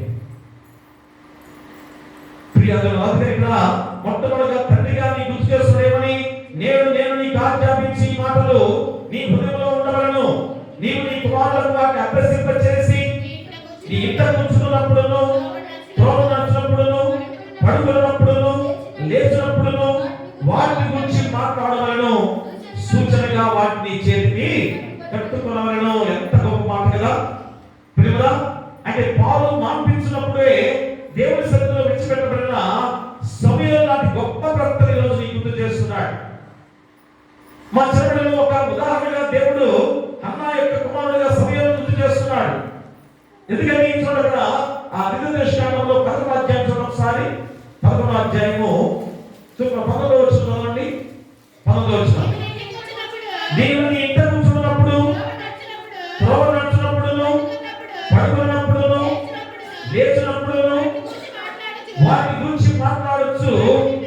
వాటిని మీ పిల్లలకు నేర్పి, ప్రతి విషయంలో కూడా దేవుని వాక్యాన్ని నేర్పించమని చెబుతున్నాడు ఇక్కడ కదా. నువ్వేం నేర్పిస్తున్నావు? నీ ప్రవర్తనే ఆ బిడ్డలకు నేర్పిస్తుంది కదా. ప్రియ పిల్లల ఏమైపోతున్నావు? ఒక్కసారి బిడ్డలను ఆలోచన చేయండి. ఇప్పుడే బిడ్డలు అలా తిరుగుతున్నారంటే, అలా చేస్తున్నారంటే రేపు పెద్దవారి క్రూరమైన వారిగా మార్చాలి. ఒక్కసారి ఆలోచన చేయండి. ఎవరో కాదు, తండ్రిని చంపేస్తారు కదా. ఎన్నో సంఘటనలు బిడ్డల్ని పట్టించుకొని బిడ్డలు ఏమైపోయారు? మద్యం సేవించి మా 19 ఏళ్ళకి 18 ఏళ్ళకి తాగుబోతులై డబ్బులు ఇగిపోతే ఎంతమంది పేపర్లో చదవట్లేదా? తండ్రిని చంపిన కుమారుడు. ఎందుకని? మద్యానికి అలవాటు పడిపోయి. ఇంకా ఏమిటి దాని దాంట్లో గంజాయి కూడా ఇప్పుడు మన పిల్లలు కూడా ఎవరు తాగుతున్నారనే మాట వినపడింది. మన సంఘంలో కూడా గంజాయి తాగుతున్నారనే మాట వినపడుతుంది. ఎంత భయంకరము! ఏం చేస్తున్నారు మీ బిడ్డల్ని? ఏం ఆలోచన చేస్తున్నారు? ఒకసారి ఆలోచన చేస్తున్నారా? మీ బిడ్డలు ఎక్కడ తిరుగుతున్నారో ఆలోచన చేస్తున్నారా? మన అనుసరణ సమాధి సరిపోతే చిన్న బిడ్డలు బిడ్డలు వాళ్ళు 5 తరగతో 6 తరగతో 7 తరగతో వారు బాంబులు వేస్తున్నారు. మధ్యలోకి పోయి బాంబులు వేస్తున్నారు. మా డిగ్రీ చదివే వరకు కూడా సరిపోయిన ఎందుకంటే మాకు భయం. వాళ్ళు సరిపోయిన లెక్కే లేకుండా బాంబులు వేస్తుంటే ఎవరో మీ తల్లిదండ్రులు చెప్పుకుంటారు కదా, వాడు బాంబులు వేస్తున్నాడని చెప్పేసి అన్నప్పుడు మీ పిల్లలు ఏం చేస్తున్నారు? ఎంత ప్రమాదంలోకి దిగదాగిపోయారో ఒకసారి ఇక్కడ ఆలోచన చేయండి. అందుకని మొట్టమొదటిగా తల్లిదండ్రులకు ఎందుకు ఇచ్చిన యాక్షన్ చేస్తుందో గమనించుకోవాలి. అందుకని సమయం లాంటి ప్రవక్త ఒక గొప్పవాడిగా రాజుగా అభిషేకించబడ్డాడంటే, రాజుల్ని అభిషేకించేవాడిగా సమయం తక్కున్నాడంటే ఎలాగ పెంచాడు పెంపకం? మా తల్లి ఎలాగ పెంచింది పెంపకం? తండ్రి ఎలాగ పెంచాడు పెంపకం కదా. గర్భంలో ఉండగా తండ్రి అన్నం కూడా ఉన్నాడు దేవాలయానికి. ఆయన పాలు పంపించినంత వరకు కూడా నేను ఉంటాను. ఎందుకని? పరిపూర్ణంగా దేవుడికే నేను సమర్పించుకున్నాను నా బిడ్డని. అలాగే సమర్పించుకునే తల్లిదండ్రులు ఉన్నారా? ప్రియ ఉన్నారా? మరి నీ బిడ్డలు ఈరోజు ఎందుకని ఈ లవ్ విధానంలో మా ప్రేమ వివాహాలు 12 ఏళ్ళకే చేసుకున్నారు, 18 ఏళ్ళకే చేసుకున్నారంటే ఎందుకు ఆలోచనలు వారికి రేకెత్తున్నారు? ఎందుకు ఆలోచనలు వస్తున్నాయి అసలు? కాబట్టి ఈరోజు తల్లిదండ్రులు కానీ బిడ్డలు ప్రభు చెంతకి దేవాలయానికి నడిపిస్తున్నావా అనే ఒక్కసారి ప్రశ్న వేసుకుంటే ఈరోజు మీ అందరూ ఆలోచన చేసుకోవాలి. ఆడపిల్లలు తీసుకొస్తున్నారు కొద్దిగా తల్లి కదా, మా తండ్రులుగా మీరన్నా ఆలోచన చేయండి. మగబిడ్డల్ని మీరు ఎట్ట పెట్టుకొని తీసుకొస్తున్నారా? ఈరోజు నీ బిడ్డ అలాగున్నాడు ఇలాగున్నాడు, ఆయన పెళ్ళైతే కూడా ఇంకా భయంకరంగా తిరుగుతున్నాడనే ఆలోచనలు కదా, ఇవన్నీ కూడా ఎందుకు వస్తున్నాయి? నీ బిడ్డని ఈరోజు ఎవరస్తుగా ఉన్న ఈ బిడ్డని నువ్వు ఎందుకు తీసుకోలేకపోతున్నావు? ఇంతమంది మన సంఘంలో ఉన్నారు, మీ బిడ్డలు ఇప్పుడు ఏమయ్యారు? దేవుని యానికి ఎందుకు రాలేకపోతున్నారు? సర్వీస్ని పంపిస్తున్నారు బాగానే, కాసేపు సర్వీస్ వస్తుంది కనుక మా బిడ్డలతో ఎందుకంటే వారికి డిస్టర్బెన్స్ అనేది కూడా అనుకుంటారు కదా, ఇంటికాడంటే మాకు డిస్టర్బెన్స్ సీట్లు అనుకుంటా చర్చిలో వెళ్ళి కూర్చోకూడదు అనేవారు కూడా లేకుండా పోలేదు. ప్రియ దేవుని బిడ్డల్ని అంత చక్కగా వచ్చి కూర్చుంటున్నారు దేవాలయంలో కదా, అందుకనే వారికి ఎందుకు చదవలే కాబట్టి వారికి ఎందుకు ప్రహారం ప్రహారం పెడతాను ఏదో రీతిలో దేవుని పంపించడానికి కదా. కాబట్టి ఒకసారి వచ్చే ఒక్కగా బిడ్డలు దేవుల్లో ఎదుగుతూ ఉండగా పెళ్లి కట్టాలి తర్వాత 10th క్లాస్ కూడా రావట్లేదు కదా. మా సంఘంలో చూస్తున్నాం చిన్నపిల్లగా ఇంతమంది సర్వీస్ చూస్తున్నారే, మరి అభినందనలు ఏమైపోయారు? సర్వీస్ లో వెళ్ళిపోగానే జీవిస్తూ ఉంది కదా, బైక్ సరిగ్గా అర్థం వచ్చారు, మన మోపిల్లలు 6 వచ్చారు, ఆడపిల్ల పూర్తిగా ఎందుకు అర్థం కాలేదు. ఒక అమ్మాయి ఇచ్చినకుండా ఒకే పాప వచ్చింది, ఎవరు 6 మోపిల్లలు ఇచ్చారు. బైబిల్ స్టడీ ఎందుకు పెట్టామో ఇవన్నీ గమనించినట్లయితే ఒక మెట్టు ఎదుగుతూ సంఘంలో పౌరులుగా మీరే నేటి పాలలే రేపటి పౌరులు అనే మాట ఉంది కదా, అదే సంఘం అంటే. అందుకనే అపొస్తలుడైన పౌలు ఈరోజు ఎంత గొప్ప మాటలు తల్లిదండ్రులకు చెప్పాడో అలానే బిడ్డలకు కూడా అదే మాట గుర్తు చేస్తున్నాడు కదా. చూడండి ఒకసారి మొట్టమొదటి వచనం చదవండి. పిల్లలారా ప్రభువునందు నీ తల్లిదండ్రులకు విధేయులైయుండుడి, ఇది ధర్మమే. నీకు మేలు కలిగినట్లు నీ తండ్రిని సన్మానించుము, అప్పుడు నీవు భూమి మీద దీర్ఘాయుష్మంతుడవుదువు. ఇది వాగ్దానంతో కూడిన ఆజ్ఞలో మొట్టమొదటి. ఇప్పుడు దాకా తండ్రుల గురించి చెప్పబడిన వాక్యం కదా, తల్లిదండ్రుల గురించి చెప్పబడిన వాక్యం. కానీ ఇప్పుడు పిల్లలారా మీ గురించి కూడా ఎంత గొప్ప మాటలుగా ఈరోజు గుర్తు చేస్తున్నాడంటే, ఆనాడు ఆ చిన్న బిడ్డల్ని ఏ విధంగా కూడా లెక్క చేయలేని సమయాలని కూడా అంటే బిడ్డల్ని అసలు వాళ్ళు లెక్కలు పెట్టారు. ఏదో తప్పు చేస్తే చంపే హక్కు కూడా తండ్రికి ఉంది, ఈరోజు లేదు కదా.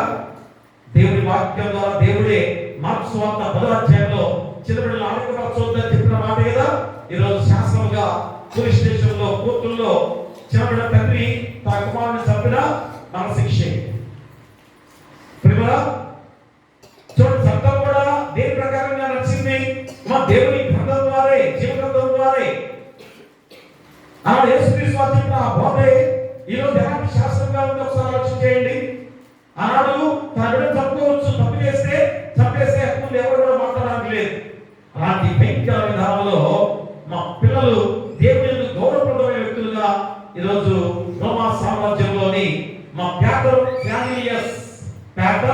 ఫ్యామిలియస్ అనే సంస్కృతి నేపథ్యంలో పౌలు ఈ మాటలు ఏ విధంగా గుర్తు చేస్తూ సంఘానికి, గ్రామానికి, సమాజానికి తెలియజేస్తున్నాడు. కాబట్టి మీరు నిర్గమకాండం చూడండి ఒకసారి. నిర్గమకాండంలో 20వ అధ్యాయం చూడండి, 20వ అధ్యాయము 12వ వచనం. నీ దేవుడైన యెహోవా నీకు అనుగ్రహించు దేశంలో నీవు దీర్ఘాయుష్మంతుడగునట్లు నీ తండ్రిని తల్లిని సన్మానించుము. పిల్లరా, ఎంత గొప్ప ఆజ్ఞలో అది వాగ్దానంతో కూడిన ఆజ్ఞలో మొదటిది. అది ఈరోజు ఎఫ్సీ రాసిన పత్రికలో అపోస్తలుడైన పౌలు ద్వారా చెప్పబడిన గొప్ప మాట. ఇంకా కొలస్సీయుల రాసిన పత్రికలో ఒకసారి కొలస్సీయుల రాసిన పత్రిక 3వ అధ్యాయం 21వ వచనం. 3వ అధ్యాయం 21వ వచనం. తండ్రులారా మీ పిల్లల మనసు పుట్టకున్నట్లు వారికి కోపం పుట్టింపకుడి. ఇక్కడ అంటే రెండు మాటలు ఇందాకేమో పిల్లల గురించి చెప్పడానికి కొలస్సీయుల రాసిన పిల్లలేమో తండ్రుల గురించి గుర్తు చేస్తుంది. అంటే తల్లిదండ్రులు ఏమన్నా పిల్లల బాధ్యత గురించి కూడా నీకు గుర్తు చేస్తున్నాడు ఈ రోజు. ఎలాగా చూడండి, ఎఫ్ఎసీయుల రాసిన పత్రిక 6వ అధ్యాయం 1వ వచనంలో ఏమన్నాడు? పిల్లలారా ప్రభువునందు మీ తండ్రులకు తల్లిదండ్రులకు విధేయులై ధర్మమే. యవనస్తులు ఒకసారి రాకపోయినా కానీ ఆడపిల్లలు ఉన్నారు, యవనస్తులు మొక్కలు ఎంతమంది ఉన్నారు, భర్తలను గమనించుకోవాలి. పిల్లల బాధ్యత గుర్తు చేస్తున్న సందర్భంలో మా అపోస్తలుడు పౌలు హెచ్చరిక చేస్తున్నాడు ఈరోజు. ఖచ్చితంగా మీ తల్లిదండ్రులకు విధేయులై, ఇది ధర్మమే. పెద్దలు కాబట్టి వ్యవస్థలమ్మా, నీ బిడ్డ ప్రమాదకరంలో ఉన్నాడు, ప్రమాదకరంలో తెలిసింది కదా, మనంతా ఎవరికి ఆ ప్రేమ? తల్లిదండ్రులు పరిగెత్తుకుంటూ ఎక్కడ నా బిడ్డను కాపాడుకోవాలి అమ్మ. ఖచ్చితంగా ఆ బిడ్డను తీసుకొని మళ్ళా గృహానికి తీసుకొచ్చే తల్లిదండ్రులు ఎంత గొప్ప దేవుడు ఏర్పాటు చేసిన గొప్ప ప్రేమతో కూడినంత. మనకి ఉందా? తగ్గింది, ఆ ప్రమాదకరంలో ఉన్నాడు అనుకుంటామే కానీ రక్షిస్తామా? మా తల్లిదండ్రులు ఆ ప్రేమతో అయ్యో నా బిడ్డ ఏమైపోతారని పరుగుపరుగున వెళ్ళి ఆ బిడ్డను రక్షించుకునేవారు మా పిల్లలు ఈరోజు ఎంతమంది లేరు? అదే దేవుని ప్రేమ. దేవుని ఈరోజు మనలో ఉంచిన ప్రేమదే. కాబట్టి సామెతలో 23వ అధ్యాయం చూడండి ఒకసారి. సామెతలో 23వ అధ్యాయంలో 25వ వచనం అండి. 25వ వచనం, నీ తల్లిదండ్రులను నీవు సంతోషపెట్టవలను, నిన్ను కన్న తల్లిని ఆనందపరచవలను. చూసారు, బిడ్డల యొక్క విధులు ఈరోజు నీకు గుర్తు చేస్తున్నాడు. ఇంకను నాకు ఎఫ్ఎసీ పత్రికలో 6వ అధ్యాయం 2వ వచనంలో ఏమన్నాడు చూడండి కదా. 2వ వచనంలో, నీకు మేలు కలిగినట్లు నీ తండ్రిని తల్లిని సన్మానించుము. ఎంతకంటే ఏం కావాలి అమ్మ? ఏ రూపంలో కూడా బిడ్డలుగా నీ తల్లిని సన్మానించే వారిగా ఉండాలి. మా తల్లిదండ్రులకు విధేయులై ఉండాలి. ఇది ధర్మమే, దేవుడి ఆజ్ఞగా నిర్మించిన గొప్ప మాటలు. కానీ రోజు ఎలాంటి బిడ్డలుగా ఉన్నారో ఆలోచన చేస్తున్నారా? అందుకే సామెతలు 23వ అధ్యాయం 22వ వచనం చదవండి. 22వ వచనం, నిన్ను కన్న నీ తండ్రి ఉపదేశం అంగీకరించుము, నీ తల్లి ముదిమియందు ఆమెను నిర్లక్ష్యం చేయకుము. ముసలి వారు అయిన తర్వాత కూడా వారు నిర్లక్ష్యం చేయకూడదు. కానీ ఎంతమంది ఏ రీతిగా ఉన్నారో ఈరోజు ఆలోచన చేసుకోవాలి. నీకు తల్లిదండ్రులను హింసించకండి, తల్లిదండ్రులను హింసించకండి అని కూడా నీకు గుర్తు చేస్తున్నాడు. చూడండి ఒకసారి నిర్గమకాండంలో 21వ అధ్యాయం చూడండి ఒకసారి. నిర్గమకాండము 21వ అధ్యాయంలో 15వ వచనం నీ తన తండ్రినైనను తల్లినైనను కొట్టువాడు నిశ్చయముగా మరణ శిక్ష నందును. ఎంత భయంకరమైన మాటగా దేవుడి వాక్యం ఉందో చూడండి. నీ తండ్రినైనను తల్లినైన కొట్టువాడు నిశ్చయముగా మరణ శిక్ష నందును. ఎంతమంది కొడుతున్నారు ఈరోజు కదా? 15వ వచనం ఒకసారి, తన తండ్రినైనను తల్లినైనను క్షమించువాడు నిశ్చయముగా మరణ శిక్ష నందును. ఎంతమంది క్షమిస్తున్నారు తల్లిదండ్రులు తర్వాత? ఇవన్నీ కూడా నీ హృదయంలో ఎలాంటి కల్మషంతో ఉన్నారో ఆలోచన చేయండి. మా చిన్నపిల్లల మనస్తత్వం లేని మనస్తత్వం ఉండాలని దేవుడు ఎందుకు చెబుతున్నాడో ఆలోచన చేయండి. ఈరోజు సామెత గ్రంథంలో 28వ అధ్యాయం చూడండి ఒకసారి. సామెత గ్రంథము 28వ అధ్యాయము 24వ వచనం చూడండి.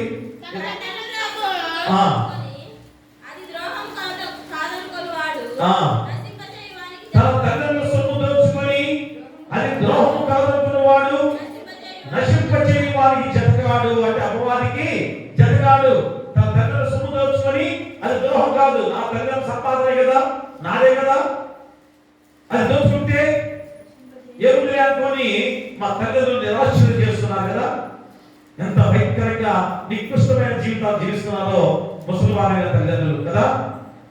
ఎంత శాపగ్రస్తమో పెద్దవారైన నీరంగా నీరు గమనించుకోవాలి. తెలిసిన బిడ్డలు బాగా చూస్తున్నారు కదా. మా మనవాళ్ళు ఎంత ప్రేమ చూపిస్తారో పాపల మీద, పెద్దవారే చూడడం. తల్లిదండ్రులుగా తండ్రి కొడుకు కుమారుడేమో ఏముందలే నా భార్య చూసుకుంటుంది అనుకుంటారు కదా. మా కోడలేమో ఏ మాత్రం కూడా లెక్క చేయకుండా ఎంత హింసించే కాలాలు ఈరోజు. అంటే భర్తని భర్త మంచివాడు అనుకోవడానికి లేదు. ఎందుకంటే భార్యగా నువ్వు చేసినప్పుడు భర్తకి ఏం చేయాలి? నా తండ్రిని తల్లిని ఎందుకు నువ్వు అలాగా గొడవ చేస్తున్నావు? నా భార్య నా తండ్రిని తల్లిని ఎందుకు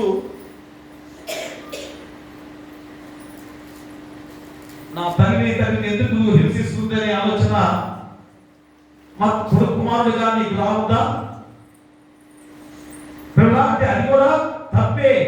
కాబట్టి ఒకసారి ఆలోచించే సామెతల గ్రంథంలో 30వ అధ్యాయం చూడండి. 30వ అధ్యాయం 17వ వచనం. తండ్రిని అపహసించి తల్లి మాట వినని వారి కన్ను లోయ కాపులు పీకును, పక్షిరాజు పిల్లలు దాన్ని తినును. ఎవరొస్తే కాదు రోజు పెద్దవారుగా మీరు కూడా తల్లిని చూడలేదు కదా. ఒక్కసారి తల్లిని ఎలా చూస్తున్నారో ఆలోచన చేయండి. పెద్దవాళ్ళు ఎలా చూస్తున్నారో ఆలోచన చేయండి. సామెతల గ్రంథంలో 15వ అధ్యాయము 20వ వచనం చూడండి. 15వ అధ్యాయం 20వ వచనం. జ్ఞానముగల కుమారుడు తండ్రిని సంతోషపెట్టును, బుద్ధిహీనుడు తన తల్లిని తిరస్కరించును. ఇవన్నీ కూడా దేవుని వాక్యంలో చెప్పబడినవి. ఆ సామెతలు 19వ అధ్యాయము 26వ వచనం చదవండి. తండ్రికి కీడు చేసి తల్లిని తరిమేవాడు, అవమానములు అపకీర్తిని కలిగించేవాడు. నా కుమారుడా, తెలివి పుట్టించు మాత్రం నీవు వినగొలితివా?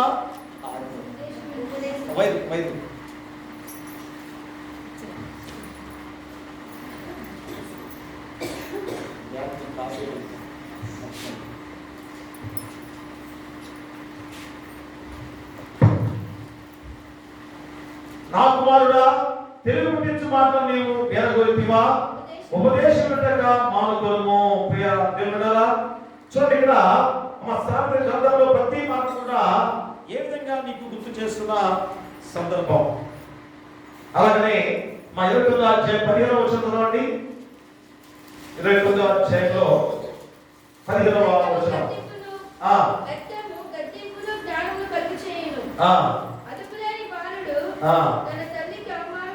బెత్తమును గద్దింపులు జ్ఞానము కలుగు చేయును, అదుపు లేని వాడు తన తల్లికి అవమానం తెచ్చును. తల్లిదండ్రులు గద్దించాలి. మా చిన్ననాటి నుంచే దేవుని శిక్షలో దేవుని బోధన పెంచాలంటే అర్థం ఏంటి? మా పెద్ద వాడాలి, గద్దింపు చేయాలి. ఇవి కూడా దేవుడు గుర్తు చేస్తున్నాడు. అలాగే సామెతలలో 23వ అధ్యాయం చూడండి ఒకసారి. 23వ అధ్యాయం 22వ వచనం.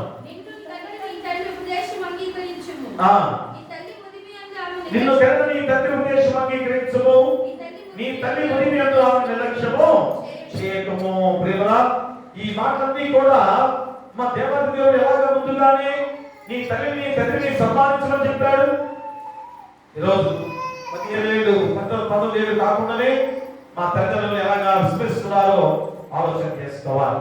కాబట్టి ప్రియ దేవుడా, ఈరోజు ఈ వాక్య భాగం ద్వారా నీకు తెలియజేసే ఆ గొప్ప అంశం ఏమిటనగా, తల్లిదండ్రుల యొక్క బాధ్యత ద్వారా పిల్లలను పరలోక వాసులుగా చేస్తే నీ కుటుంబాన్ని విమోచిస్తాడు. ఖచ్చితంగా మన బిడ్డలను దేవుని వాసులుగా పెంచాలి. తల్లిదండ్రులుగా నీ బాధ్యతే. ఓ చిన్నపిల్లలారా, మీ తల్లిదండ్రులను సన్మానించాలి, అది నీ బాధ్యత. అలాగా ఆ తల్లిదండ్రులుగా బిడ్డలుగా ఒక కుటుంబ వ్యవస్థ ఎంత గొప్పగా ఉందో ఆలోచన చేయండి. మా కుటుంబం అంతా కూడా దేవుడిలో ఉంటే ఎంత సంతోషకరంగా ఉంటుంది. అది నీ కుటుంబంలో ఉందా? నీ బిడ్డల ద్వారా ఈరోజు నువ్వు బాధపడుతున్నావా? నీ బిడ్డలు తల్లిని చూసి అయ్యో నా తండ్రి ఇలాంటి తాగుబోతుగా ఉన్నాడు అనుకుంటున్నాడా?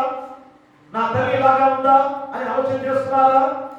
ఒక్కసారి ఆలోచన చేస్తే ఇవన్నీ కూడా మన హృదయాలు ఎలాంటి స్థితిలో ఉన్నాయో ఆలోచన చేసుకోవాల్సిన బాధ్యత.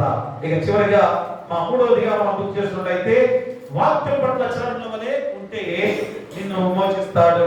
వాక్యం పట్ల చిన్న బిడ్డల వలె ఉంటే నిన్ను విమోచిస్తాడు. మార్కు సువార్త 10వ అధ్యాయంలో 15వ వచనాన్ని చదువుకుందాం. చిన్న బిడ్డల వలె దేవుని రాజ్యం అంగీకరించిన వాడు అందులో ఎంత మాత్రం ప్రవేశింపడని మీతో నిశ్చయముగా చెప్పుతున్నానని చెప్పి చిన్న బిడ్డలే దేవుని రాజ్యం అంగీకరిస్తున్న వాడు అందులో ఎంత మాత్రం ప్రవేశింపడని మీతో నిశ్చయముగా చెప్పుచున్నాను. ప్రియరా, ఇక్కడ ఏమన్నారు? చిన్న బిడ్డలు తన అవతల దేవుడు శిష్యులు గద్దించిన వారు ప్రభు గద్దించిన దగ్గర పిలిచి చిన్న బిడ్డలను ఆశీర్వదించడం ఈరోజు ఈ లేఖన భాగం ద్వారా మనం చూస్తున్నాం.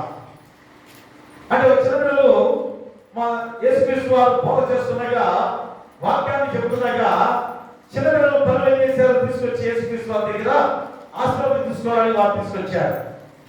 అందరూ శిష్యులు ఏం చేస్తున్నారు? మా గద్దిస్తున్నారు. చిన్న తీసుకెళ్ళండి. అలానున్న సంస్కృతి ప్రకారంగా చిన్నపిల్లలు అమలు చేస్తారు. చిన్నపిల్లలు దేనికి పెడుతున్నారు? అయ్యా మాకు అసలు వద్దు అనే ధోరణితో ఉన్న స్థితిగా ఉన్న సమయంలో మా యేసుక్రీస్తు వారి దగ్గరికి చిన్నపిల్లలు తీసుకొస్తున్నప్పుడు తల్లి తీసుకొస్తున్నారు. ఆ శిష్యులు గద్దిస్తుండగా యేసుక్రీస్తు వారి ఆ శిష్యుని గద్దించిన సందర్భాన్ని మనకు తెలియజేస్తున్నాడు. అంటే మా చిన్న బిడ్డలు దేవుని రాజ్య వారసులని వారిని సాదృశ్యంగా చూపిస్తూ ఈ మూడు సువార్తికులు కూడా రాశారు. దేవుడు దేవుడు మత్తయి రాశాడు, లూకా కూడా ఈ యొక్క మాటలు తెలియజేస్తూ రాశాడు. లూకా కూడా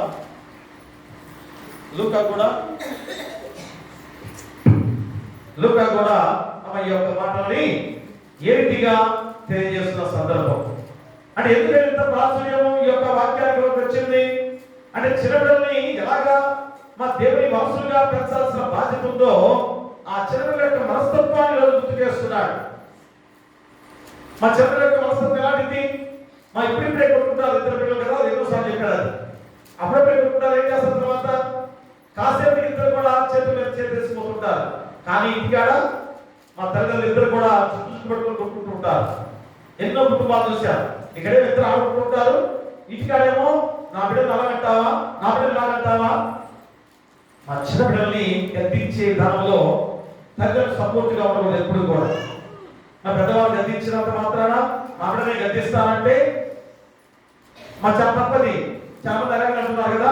అదే మన సంఘాల్లో కూడా ఇదే చర్చిలో కూడా అయ్యో ఆ బిడ్డలు గద్దించబడి పాస్ గారు గద్దిస్తే దగ్గర ఊరుకోనండి నాకే చెబుతున్నారు. ఫస్ట్ రాగానే బిడ్డలు గద్దిస్తుంటే ఊరుకోరు పాస్ గారు ఊరుకోండి వాళ్ళ దగ్గర ఊరుకోండి గొడవకు వస్తారు. ప్రియా అప్పుడే మీరు ఆ మాట వచ్చిందంటేనే మీ బిడ్డలు చెడగొట్టే వారిగా తల్లిదండ్రులుగా మీరే ఉన్నారు. మా బిడ్డలు ఆడుకోవడం మాకు అందరికి మంచిదే, కానీ చెడగొట్టే విధంగా ఆడుకోవడం మంచిది కాదు కదా. పిల్లలు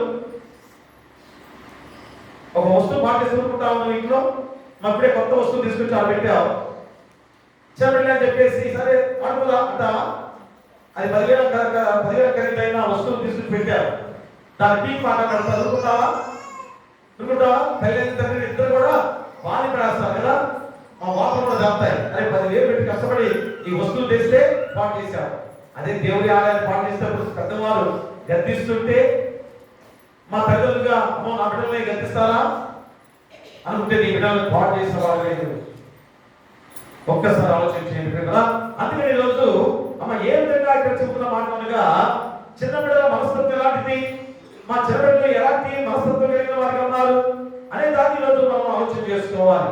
అంటే చిన్న బిడ్డలు అత్యంత విలువైన వారిని ఈరోజు యేసుక్రీస్తు వారు ఎలాగా నిరూపించిన సందర్భం ఏంటనగా మా చిన్న బిడ్డలలో నిష్కల్మషమైన మనస్సు కలిగిన వారు, ఎలాంటి కల్మషం లేని వారు, ఎలాంటి తప్పిదం చేయకుండా కాలం తప్పిదం చేస్తారు.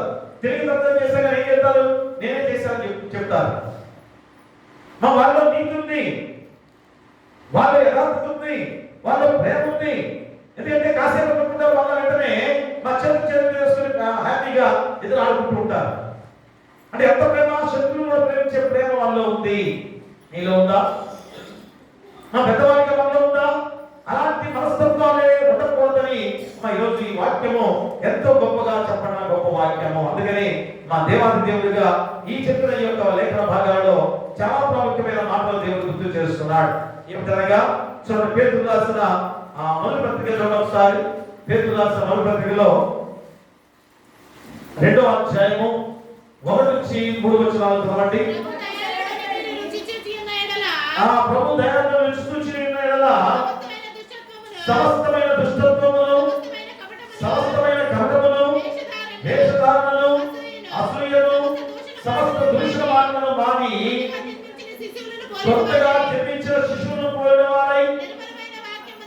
నిర్మలమైన వాక్యమును పాలన రక్షణ విషయంలో ఎదు నిమిత్తము ఆ పాలను ఆపేక్షించుడి.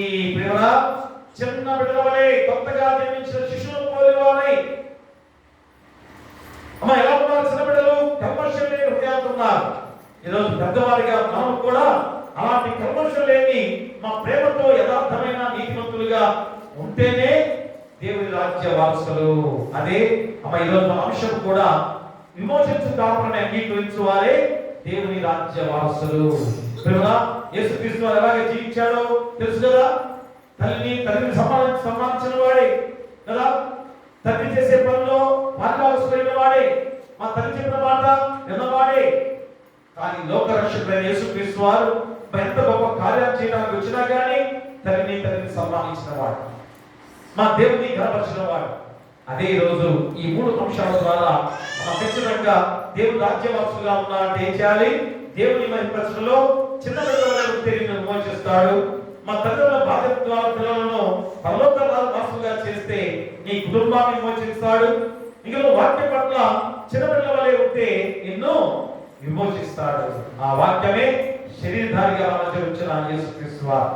కాబట్టి ఈ మాటలన్నీ కూడా ఎవరు మాట్లాడే మాటలు? మా యేసుక్రీస్తు వారి యొక్క మాటలే. అందుకే వాక్యము పట్ల చిన్న పిల్లల వలె ఉంటే నిన్ను విమోచిస్తాడు. చిన్న పిల్లలు చక్కగా వింటారు కదా, మా వాక్యం చెబుతూ చక్కగా వింటారు. అందుకనే కథ రూపంలో చెబుతుంటారు కదా, సండే స్కూల్లో కథ ఎందుకు చెప్తారు? ఆ కథ రూపంలో అయితే బాగా చక్కగా విని మా వాక్యాన్ని ఎలాగా ఉంటుందో అప్పుడు బయటకు వెళ్తా ఎప్పుడు చెప్పినా కదా ఆ వాక్యాలు వారు చెబుతుంటారు. కథ వాక్యాలు ఎంత బాగా చక్కగా గుర్తుపెట్టుకుంటారు. మరి పెద్దవాళ్ళైన తర్వాత మనలో ఎంతమందికి కథ వాక్యాలు చెప్పగలరు? ఎంతమంది దేవుని వాక్యాన్ని చెప్పగలరు? ఒక్కసారి ఆలోచన చేస్తే మా చిన్న బిడ్డల వల్ల ఎందుకు ఉండాలని దేవుడు గుర్తు చేశాడో అలాంటి అమాయకత్వంతో కాదు. మా చిన్న బిడ్డలు అమాయకత్వ జీవితాలు కదా, వాటి గురించి కాదు చెప్పేది. కల్మషం లేని హృదయాలు, ప్రేమతో కూడిన జీవితాలు, నీతివంతమైన జీవితము, యథార్థమైన జీవితం. అలాంటి జీవితంతో జీవించే ప్రతి ఒక్కరికి కూడా విమోచించు కాపురని అంగీకరించిన వారే దేవుని రాజ్య వారసులు. అట్టి ప్రభుతో ఆ దీవెన పొందుకొని చిన్న బిడ్డల వారి మనస్తత్వాలు కలిగి జీవించాలని కోరుతూ మీకు మీ కుటుంబాలకు సదాకాలం దేవుడు తోడైనను గాక. ఆమేన్. సమస్త జ్ఞానం ఇచ్చిన దేవుని సమాధానము యేసుక్రీస్తు వల్ల మీ హృదయములకు మీ తలపులకు కామలేయును గాక. ఆమేన్. దేవా నా యందు శుద్ధ హృదయము కలుగజేయుము. నా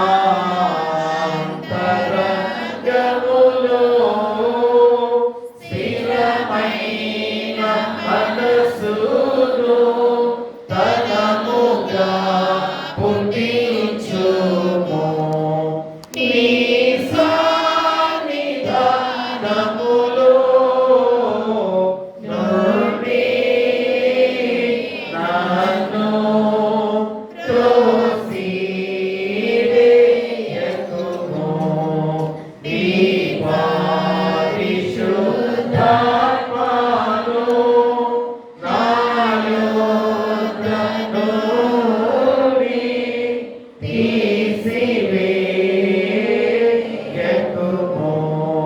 నీ రక్షణానందము నాకు మరలా